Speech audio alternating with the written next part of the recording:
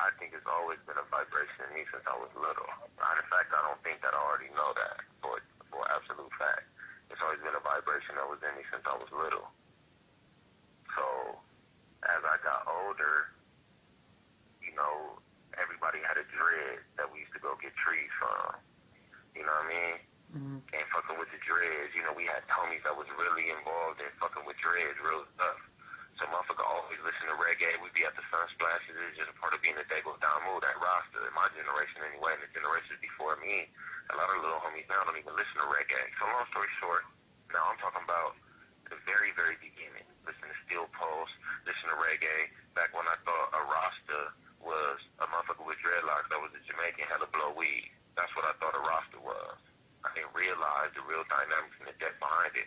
Long story short, I'm fucking with dreads. I know how to speak patois lightweight, you know what I mean, just from fucking with them, you know, and I just didn't have that vibration in me anyway of being on some third world, some yard man timing, you know what I mean? So I come to the pen and bump into some Belizean homies.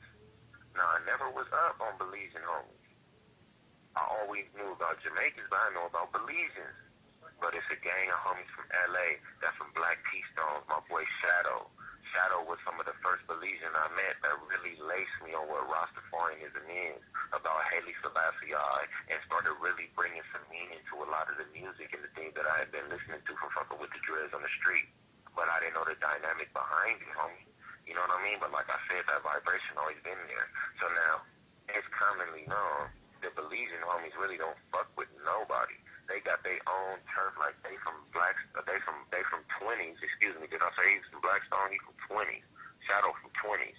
He from neighborhood 20s, but they got their own little shit called BZP, which is Belizean Posse. So anyway, they known for really not fucking with nobody, but they hella fuck with me. I done had a gang of homies that's Belizean, that's Fellies, and just to really learn different things.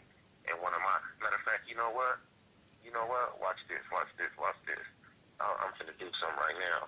I hope my boy still got his line. I'ma really fuck with y'all on some real life shit right now. And on my mama, this ain't even scripted. I'm finna call my homeboy right now. Hold on. Let me see if I can do this shit.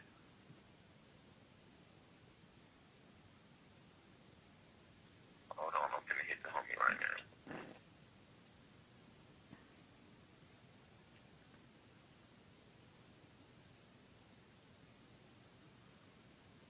Hold on, y'all.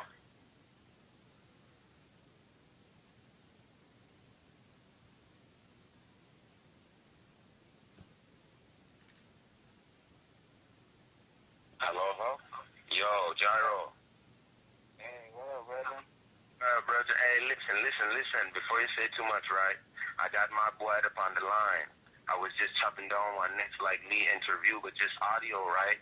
And I just decided, because my boy asked me to talk about Rasta, and I just thinking in my mind, man, what if I call the homeboy? Now, are you cool with them things being recorded, just the audio? Yeah, that's fine, brother. Yeah. All right, yeah. Yeah, Gyro, yo. Yeah, so he was just asking me about Rasta and how I started, to learn about Rastafarian and how I get into Rastafarian. I was telling him about listening to reggae growing up and things like that in Dago, and then coming to the pen and not really hearing about no Belizeans or knowing anything more about Rasta than just thinking they was Jamaicans or something that smoked weed and listened to reggae and had dreadlocks, and that was it. I didn't really know the dynamics behind it until I bumped into some Belizean homies, in particular Shadow, you know what I mean? And Shadow really laced me on Selassie and things like that. And then, of course, brethren, I came to you. I even laced them on the fact that a lot of the Belizean homies that be bloods from L.A. be from, where you used to be from, brethren, neighborhood 20s, and the fact that y'all influences also got to the point where y'all got your own area over there, BZP, and then I brought it just to the fact of, okay, hold on, let me call my brethren right now, because I know you can explain it even better than I can of a Rastafarian perspective from the third world, and then the actual dynamics of Rasta and what it means to you. Oh, yeah, most definitely, brother. First and foremost, give all thanks and praise and glory unto the Most High Jah for blessing and giving us life. So first and foremost, Rasta is our roots and our culture. It's a heritage, inheriting from our ancestors, which was manifesting this time through the liberty of Rastafari. But, as we know that, majority of the people in the modern world has come to know about Rasta through the proliferation of the reggae music, from the great legendary, Bob Marley, and when Bob came to America in the 60s and the 70s, that's when people in the Western world really got introduced to the essence of what Rasta really was, but Bob was just using the best on the vehicle of music to proliferate the teachings of Rasta. But Rasta is much more than just reggae music or smoking the herb or the music within itself. Like I said, it's a liberty, it's a heritage, it's an inheritance, it's a roots, and it's a culture. So, but when you come to understand the deeper dynamics of it, it's a divine essence within our spirits of our ancestors. You don't have to just be necessarily from the Caribbean, believing or Jamaican, or from Trinidad or Barbados or from that area just to be Rasta, but it's rooted and grounded in that area because of the transit from the slave trade from our ancestors being brought from Africa and the influx of culture from India and Africa. So that's why it's so steeped and rooted over there, but it's being exposed and being proliferated to the world through the reggae music. But the essence of it is a spiritual thing. And also as African people, all African people within themselves, is the dynamic, is the essence of Rasta, because all of us have that same spiritual genetic DNA which is within our veins, but it's been rooted and grounded over in the Caribbean because from the slave trade when it was brought over here, as you know, and most people know that, we was dropped, some of us was dropped off in the Caribbean, some of us was dropped off in America. But we was over there in the Caribbean, we still had on to some of our cultures, a lot of the African dialect, a lot of the African food, a lot of the African dance, the African rhythm, the African music, the whole essence of the African. So that's why we still speak with the patois, that's why we still speak the same way. And that has been carried through in the music. So once you understand it and realize that it's a spiritual thing first and foremost, that's why when you hear the Rasta man say it's always talking about roots and culture. But the roots and culture isn't just confined to the Caribbean, it's a roots and a culture that's ultimately going to be proliferated throughout the whole world for us as Africans. So that's the dynamics of it, and that's why a lot of brothers like you, brothers Spank, and brothers in America, it naturally gravitate to it after most brothers in America, grew up in the Christian faith or come to know about Islam or whatever. But the only thing that really completes us as Africans is Rastafari, because Rastafari, as in the work of Marcus Garvey, he says Africa is for the Africans, Europe is for the Europeans, and that's what it is. We have to have our own thing. Let the white man have his Christianity. Let the Muslim let the Arab have his Islam. So where's the black man religion now? Where's the black man God? So we have to have that same self-upliftment, that self-realization, that self-understanding to know that we have to have our own essence. And that's the beauty and that's the essence of what Rastafari is, because it's ours. It's something that we could claim on to. And that is very important for us as Africans.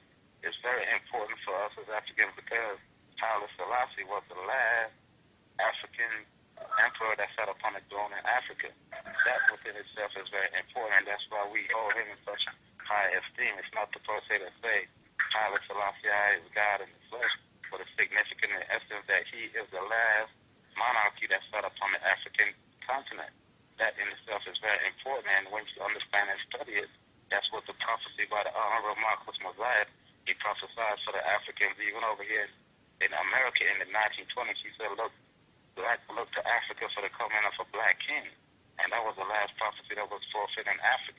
So that in itself is very important. So that's why we honor and venerate Marcus Garvey, Selassie, and Prince Emmanuel. So that's in its essence. With a nutshell, you have to understand that's what it is. It's just about our roots and our culture and our heritage, which is the spiritual liberty. When you come to understand it within the essence of Rasta, beyond the music and the culture, it comes back to the liberty. That's why we always hear the Rasta man say the liberty. What is liberty? Liberty is a combination of two words, living and spirituality. So therefore, the essence of Rasta within our culture and our heritage is a living spirituality, which is the essence of Rasta, which is love and harmony and unification, which is deep knowledge of ourselves, our roots and our culture and our history. Because once we come back to the knowledge of ourselves and understanding who we are, first and foremost as Africans and as people, as that divine essence and that beautiful heritage which we have within our spiritual genetic DNA, it could never be taken away, whether you're in Belize or in Jamaica or out here in America. So that's the beauty of it. And Hey, brethren, that's exactly what I was telling her. Excuse me for cutting you off, but he was asking me how I came to be a Rasta, and I was just explaining to him that I always just had the vibration, you know what I mean? Exactly. And you always have that question. And like how you said, you coming into prison and running into my homeboy, Baby Shadow, and then running into me.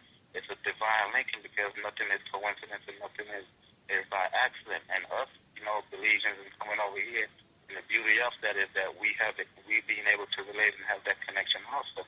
Because even though we was born and raised in Belize, we come over to America, we being exposed to the American lifestyle, but even within that essence of us being lost in that and being brought to prison also, we have that blessing and that gift to return to our divine self, or return to our roots and culture, and then when that the most high place within his divine will to have brothers like you and us linking up and meeting, and therefore we could share our essence with you and you could share essence with us, and us being able to relate, like when we were fellas and when we linked. Even before we even linked in the physical form, the most high had already sent brothers your way to let you know about me, like the brother, homie, Baby Insane, Baby Shadow, and all these brothers, and let you know it's a divine linking. So therefore, when you come to understanding it, and when we came to linking, it wasn't something that was foreign to you. It was something that's already within your spirit. You see what I'm saying? And you know what the cold part about it is? I want to share this too, because a lot of times people might believe that the brother that you done ascended to be now is who you've always been. They don't understand that the main thing is you coming from the same urban area, the same ghetto that the average young brother that's coming out there right now is, and these people is believing, oh well, he must be some type of scholar, he must be a dude that don't know my shoes. Come on, man. It's funny, and I bring us to that point, job, because what if I would have met you at the time when you was banged out, socking fools out on the basketball court and all that? We would have just been in the hole together. I met you at a time when you was in your spiritual righteousness and you was able to touch me with something more positive, bro. And that shit make me feel, homie, that that shit just resonates. But like I ascend and I ascribe to be follow like you done did. Because I remember when you was telling me, like, homie, I told the homies, like, man, I ain't with that no more, man. I'm on a more spiritual level, and homie, that take a real man to be able to do that. And a lot of times what these youngsters don't realize is that if you tell these cats, look, man, I'm not really feeling that, man, that ain't what I want to do, that you can still stand on your own too, and you don't have to be looked at in a negative way from that. Don't allow that to prevent your growth and end up with you in this situation, because, even now what we striving for, come on, man, these dudes done put a negative spin on gangsterism to the point where everybody who done either walk in that light, they acting like they ain't even gonna give you a chance to grow from up out of that spotlight, man. They don't even want to see that growth. But what I'm trying to show them is we live in examples that growth, even though we got contradictions in our life, even though sometimes we might fall to the temptation of, we still striving, and that growth is in us. And despite our circumstances, we didn't allow that to dictate the fact that we were still gonna grow and mature and have a broader and greater understanding, bro.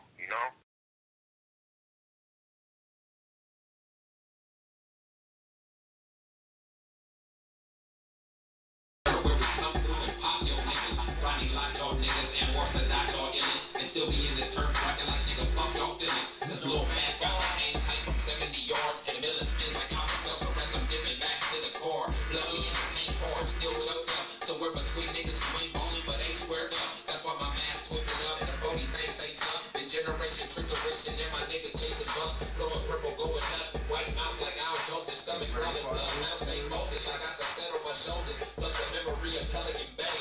Fat Brad, Messy Moore, Scarecrow, and Lil TK.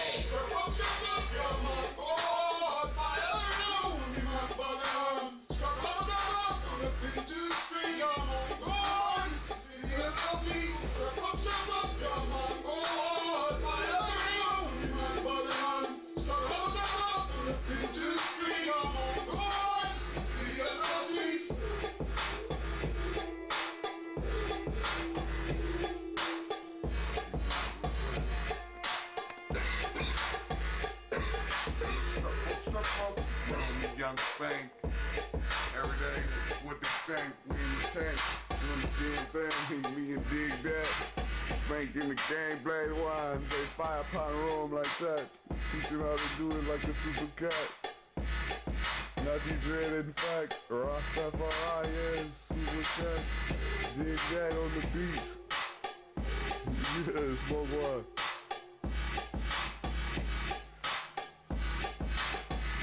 Babe, fire. That there was put on Solomon's grave. Solomon! You know what I'm saying? On Solomon's grave, you know what I'm saying? Dr. Jan, he said, you know what I'm saying? Shit black, you know what I'm saying? Like an olive tree. Thick as his roots, you know what I'm saying? Yeah. Not you dready, ready. Side dog. Dig that on the beat. What's up, Dig that? You know what I'm saying? Another fire beat. You know what I'm saying? Another fire beat. You know what I'm saying? 4 hours of this fire for high. Still I see, look. See him? See him, yeah.